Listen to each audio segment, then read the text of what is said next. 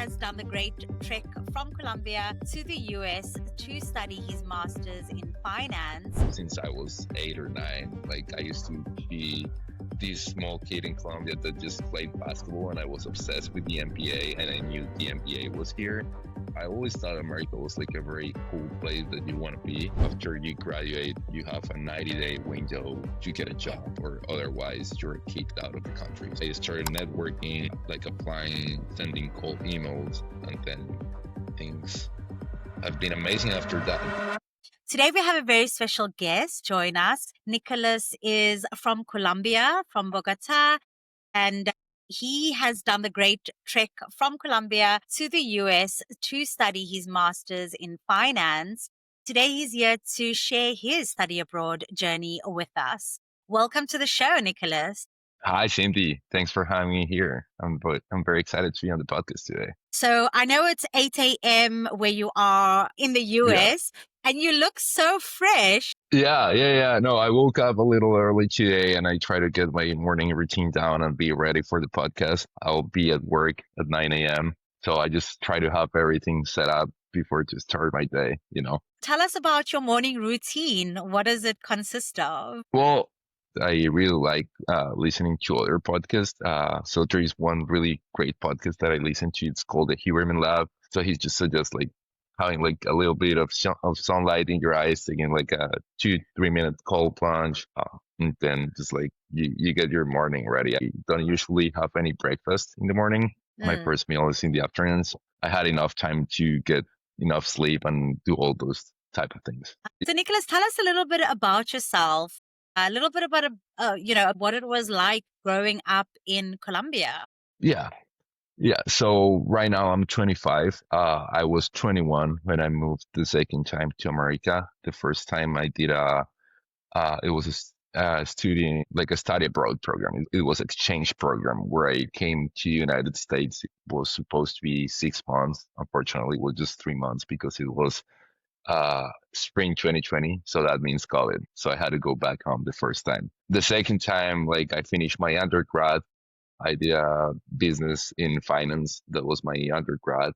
And then I finished around December 2021. And that's when in January 2022, I was already in America, starting off my master in finance program at the University of Cincinnati. So kind of the background, I lived for 21 years in Colombia. The last 4 years of my life, I have been in the United States, in Cincinnati, Ohio. And it's been an awesome experience from any point of view. You can take a look at it from any standpoint and you'd see that it's just very thrilling and very blessed to be here. What do you love about living in the US? Well, it's sort of a different experience for me, right? When you're I don't know how many cultures work, but at least in Latin America, in Colombia, you work, you live with your family, and then you get married, and then you live alone. The case here, it's different, right? You just come and after you go to college, you start living on your own. That's kind of what I'm doing right now. You're more self-dependent, depend less on other people, so your autonomy goes up right away. But at the same time, you need to be, of course, very responsible with yourself and decisions that you make in order to have a meaningful life. Let's put it that way. Talk to us about what was the biggest culture shock for you? Yes, even though it's not that I'm going to a completely different culture, we have things in common, but there are many other things that I was impressed by. The fact that people here live more on their own, what I said, when you hit 18, 19, you go to college, you live on your own. The sense of family, you don't see it that often. Of course, people go and visit their parents, their family. In general, you were all the time on your own. That was probably tough for me. Because as I said, for 21 years, I was living all the time with my family. And then on top of that, I would say the language. I came here when I was 21. Yeah, I had practiced my English before that. I had taken a couple of classes and courses, but the fact that you need to communicate all day in a different language that is not your native language was definitely a challenge for me. And how your brain starts to adapt and to move around those things. It's what really shocked me initially, I would say. How interesting. And what inspired you to study your master's in the USA in the first place with so many options out there or potential travel destinations like the UK or Canada or Australia? What called you to the USA? That's a good question. And I think it's because I have always liked America. As I said, in 2020, I did a study abroad where, again, I could have picked any place. I could have gone to Spain. I could have gone to any place in Europe. I could have gone even to Asia. I think my dad before, like he had same thing. Like he always liked America. He had kind of the American dream in mind. He tried, but like he didn't succeed at it. And then for some reason, I have since I was 8 or 9. Like I used to be this small kid in Colombia that just played basketball, and I was obsessed with the NBA, and I knew the NBA was here. So and like when you're in Colombia, you see a lot of movies, you watch a lot of movies, and they're like in the US. So I always thought America was like a very cool place that you want to be. So for me, it was not I didn't have a second thought when I had to pick which country I wanted to go to. I knew I wanted to live in America. Why University of Cincinnati? Yeah, so that's interesting, right? Like, not many people would say that they want to come to Cincinnati initially. But the thing is that when I did the study abroad, it was my undergrad in Colombia. They helped me pick UC. So they swapped me out with a student from UC. So they went to my university in Colombia, and I came here to Cincinnati. So the first time was through my undergrad. The second time was when I applied to a master's in finance, and it was for the same reason that I had already been here. Like I knew what were the rates, the tuition, the fees. Like I already knew the people, I already knew the area, I knew what I liked, what I didn't like. So Yeah. it was an easier decision for me the second time. So you've been in the US for 4 years now, do you say? Yeah, I did my master's in the US. So I started off the master in finance program in spring 2022. I graduated in spring 2023. So it was like 18 months. I graduated in May. And then since June 2023, have been working a full-time job in America. Let's talk about the admission process as well as your visa process and financing. Yeah. For those listening to the podcast today, that's a really big step and sometimes a hurdle in a international student's life. What was your experience like? So 4 years ago, I think what I did is I applied to a program. Then I had to take TOEFL, that it's like this exam where you need to you need to prove to the US university you're coming to that you're proficient in English, Mm, that you can have like that you can take all your classes in English, and like you can get by speaking English. So after you pass that test, you need to present like your proof to university that you passed the test.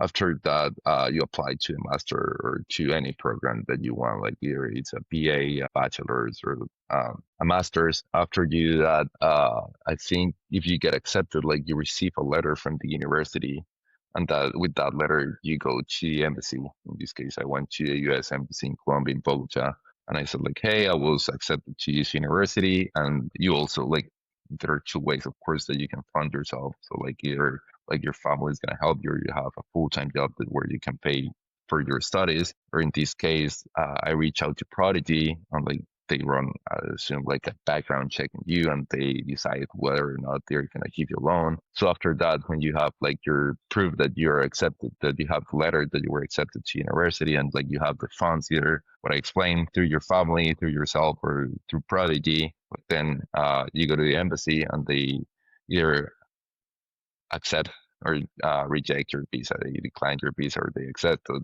So in my case, thankfully, I was accepted, and then I think that's it. Like then you just come here and start your program. I don't know how it works for other countries, but in America, like you need to pay attention to the I-20 every time you get an internship or a full-time job, or every 6 or 12 months. Just you need to renew your I-20 depending on your case and your situation. great. It sounds like a really smooth process for you. Yeah, it was It was easy, but I wouldn't say it's easy all the time. Like I just applied to two universities. I applied to UC and I applied to FIU to an MBA, and I got accepted on both, which I was very lucky. But I know there are people that apply to four or five different universities and they just make it in one, or they might not even make it at any university. So I think it depends on your background. Like some universities ask you to present, like of course you need to present your previous grades from your undergrad if you're applying to a master. I don't know how to apply for an undergrad. Sometimes they also might ask you to take a GMAT or a GRE test, which are like, I know they're very tough exams. So that's another filter that universities sometimes have. And it's like they just filter people by the score of what they get in those exams on those tests. So there are many different layers that you need to go over in order to get accepted. In my case, was straightforward, but for sure, for many international students, the case is different. It also depends on what you want to study, right? If you are in a STEM field, I think you need to take a GMAT, the GRE. I think I had a really good GPA when I did my undergrad. I don't remember how good was it, but it was high enough that they didn't request me to take any GMAT or GRE. They just simply waive it for me. Fantastic. So if you have a good GPA, then the GMAT or the GRE requirement is waived? In my case, at that point in 2022, like, I don't know, like you were coming off COVID, so like universities needed more people to attend and they needed a higher turnover. That was the case. I don't know how it works right now. Okay. Awesome. And what are you up to now, Nicholas? So you're still in the US, you're still in Cincinnati. What is life like for you? Yeah, I mean, life is amazing right now. I really like it. I have, what I said, I finished my my master's, excuse me, in spring 2023. And then in June, I had my full-time job lined up. I'm doing data analysis in real estate in Cincinnati. We are a commercial real estate company. And even though I studied finance, I ended up doing data. And it's very, very interesting nowadays with all the AI tools and like all the amazing things that you can learn on your journey. So in my case, it's like a lot of SQL, Python, Power BI, Excel, and like pulling data from different data sets and sources and putting dashboards together. That's what I do on my daily basis. And I wouldn't say it has been easy, but it has been very uh, fulfillful. Like I feel very complete and I feel very happy with what I'm doing today. And what was it like finding a job after you graduate? Now, this is Yes. a real, yeah, this is kind of a real challenge. When I speak to a lot of international students, they struggle to find a job after they graduate. What was that like for you? Yeah, for sure. So at that point in 2023, I was doing an internship with a nonprofit company here in Cincinnati. I was still getting paid though, but they offered me a full-time position.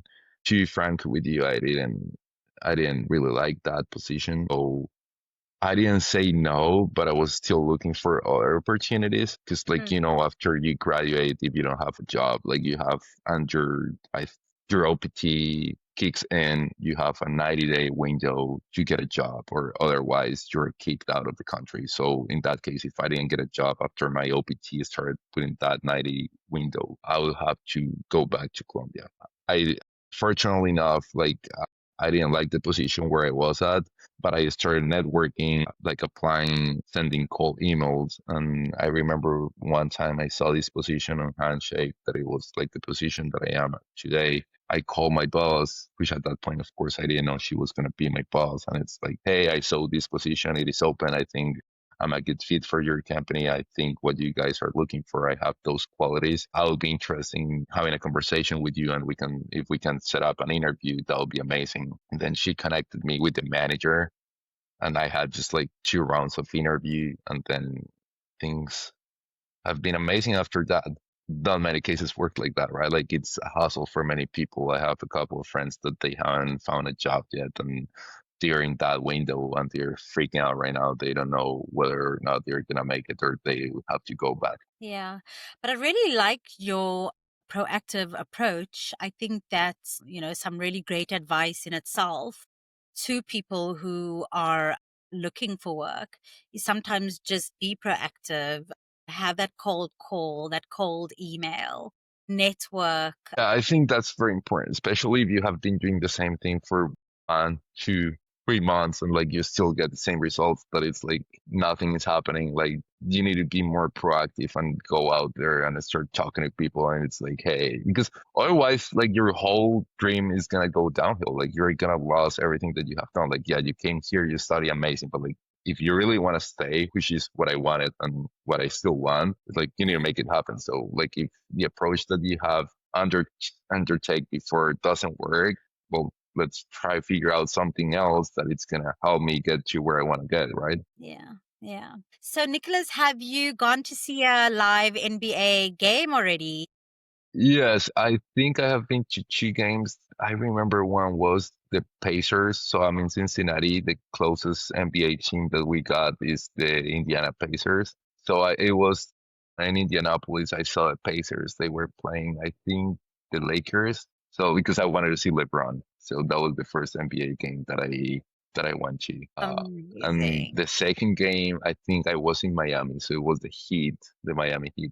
I kind of forgot who they were playing, but it was like some team in the from the east, well, from the south. I don't remember. I'm Yeah, sure it was such a great experience from yeah. I seeing have it in been the to a couple of movies. college basketball games too. They are so exciting too. Thank you so much for joining us, Nicholas. Just in closing, what advice do you have for someone listening to this podcast today, particularly from someone who may be from a Latin American country who is considering the USA as their study abroad destination? What advice do you have for them today? Yeah, I would say if you're thinking about America or debating between about America and any other country, I would still say that like America is the place to be. Like it's the American dream. Like you can have a very successful life here. So I would just focus on like improving your English, like try and make sure that you're the best at what you do. So like if you're gonna do a master in finance, in data, in business analytics, in communication, whatever it is, like that you take the time to pay attention to what you're doing, be very focused, very mindful. I know nowadays we have a lot of tools available out there, like the GPTs and like all the AI tools that are gonna make your life way easier, but it's still putting the time and the effort to learn it and give your best. And like I would say America is a really, really good place to start off your career and thrive. And you'd see that the pace at where you thrive here, it's very fast and very like you just simply notice how good of a country America is. Great. That's some really great advice, really encouraging. Thank you, Nicholas. And for our listeners today, there you have it. Nicholas, a young guy from Colombia who took the leap to study his master's in finance in America. He's currently been living there and thriving in the USA, Cincinnati. If you are exploring your master's abroad, visit prodigyfinance.com where you'll find a host of information about study abroad and then also about funding options. Thank you so much for joining us today.